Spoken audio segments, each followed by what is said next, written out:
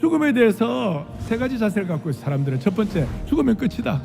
살아있는 동안 내 마음대로 살고 인생은 살아있는 동안이 전부다.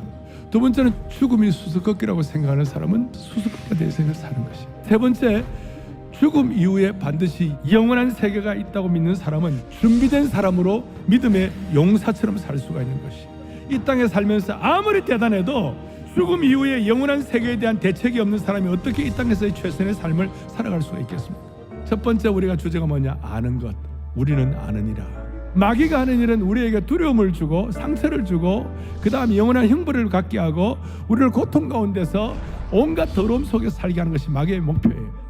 예수님께서는 오셔가지고 피의 복음을 통하여 용서의 강을 통하여 우리에게 은혜를 주심으로 말미암아 마귀의 세력을 멸하시기 위하여, 그래서 죽기를 무서워함으로 한평생 매여 종노릇하는 자들을 자유케 하시는 것이에요. 예수 그리스도의 피의 복음, 그 피의 복음을 믿는 사람들마다 용서의 강을 경험하게 되는 것이, 이 생명의 성령의 능력이 마귀의 죄와 사망의 능력을 압도하였느니라.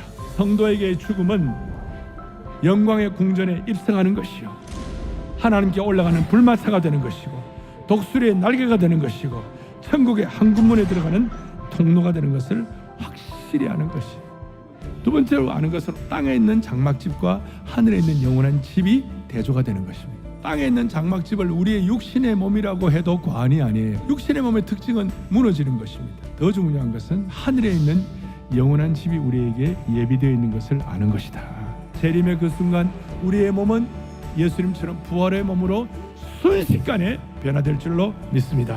죽음의 신비에 대해서 깨닫고 난 다음에 우리의 마음속에 간절한 기대감을 가지고 있어야 되는 것이 뭐냐면, 오늘 바울이 고백한 대로 담대하게 살아야 돼요. 담대함 주님의 용사가 되는 것이. 영적 기백이 우리의 삶 속에서, 우리의 내면 속에서 어떤 경우에도 상록수 신앙을 유지하면서 한결같은 시종일관하는 능력을 갖는 것이 영적인 담대함이라고 말할 수 있는 것이. 다윗이 가진 놀라운 통찰력 가운데 하나가 뭐냐면, 왕궁에서 거하는 것보다 하나님의 집에 문지기로 있는 것이 더 좋습니다. 죽음을 두려워하지 않는 은혜를 깨닫는 사람들은, 야, 이 땅에서 왕궁에 사는 것보다도 하나님 나라의 문지기로 있는 것 더 낫다. 이 땅에 있는 것들 너무 좌고우면하지 아니하고 나는 하나님 나라의 문지기 신학을 가진 줄로 믿사오니 이걸 통해서 거룩한 용사가 되게 하여 주시옵시고, 일마다 때마다 믿음 보고하게 하여 주십시오. 여기에 대해 성령께서 보증서를 써주시고 도장을 찍어주시고.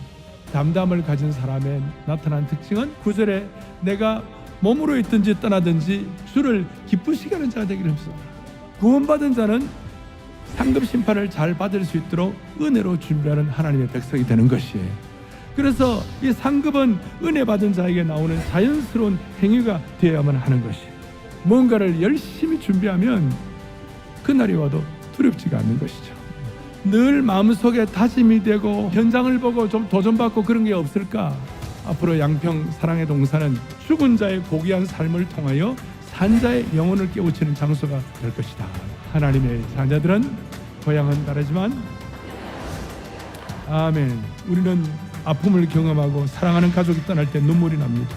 그런데 우리가 하나님 나라의 문지기 신학을 가지고 믿음의 홀로 서기를 하고 상급을 바라보면서 죽음을 두려워하지 않게 되면 죽음조차도 담대하게 맞이할 수 있는 줄로 믿습니다.